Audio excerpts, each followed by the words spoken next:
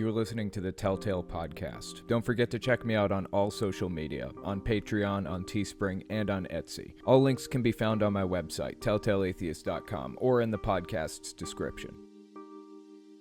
Hey man, how's it going? The majority of my family are Jehovah's Witnesses, and when my grandmother died, my uncle got an amazing speaker from Bethel to speak at her memorial instead of a close family friend who wanted to do it.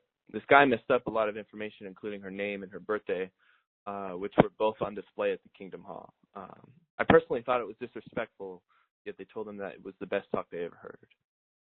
I guess what my question is, how do I go about asking them and showing them where they were wrong with having the speaker and not our family friend? This is a question I'm having a lot of trouble with. Thank you.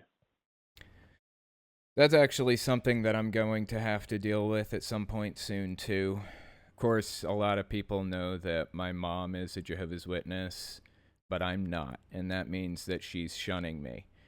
The interesting bit about this is the fact that none of her kids, like my 3 siblings, none of them are Jehovah's Witnesses either.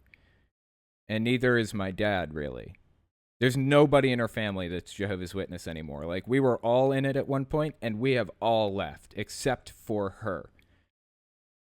So when she dies, what's going to happen? Who is going to handle all of the funeral stuff? Is it going to be Jehovah's Witnesses? I mean, she's built an entire life with Jehovah's Witness friends up there in the Northeast, in the U.S., and, none of us are involved in her life in any way. She doesn't want us involved in her life in any way. So what do we do? Like, when she dies, do we hand it over to her Jehovah's Witness friends?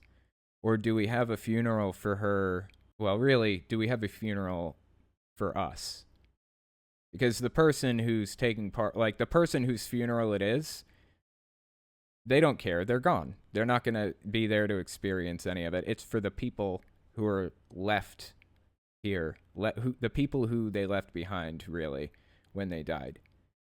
So, are we going to let the funeral be run by Jehovah's Witnesses, thus barring us from being there? Like, we wouldn't be allowed to be involved in any way, shape, or form if Jehovah's Witnesses ran it. Or are we going to run it and allow other Jehovah's Witnesses in to be there if they want to be there? Ultimately, it's not something that myself and my siblings have discussed at length, but my dad has had health problems, and when he had those health problems, we all 4 came together and worked together to figure out what the best course of action was, and we all pretty well agreed with each other on the decisions that needed to be made and things, and we worked together okay in tough situations. So when the whole situation arises with my mom when she dies, I guess we'll probably take a census between us 4, decide what we want to do, but I would venture to guess we're probably going to run the funeral ourselves. Now, as far as your situation goes, that is a tough situation, and like I said, it's not a situation that I envy at all. There's nothing fun about this situation, honestly. There's nothing fun about having a Jehovah's Witness family member. There are all kinds of issues that arise as a result of having a Jehovah's Witness family member.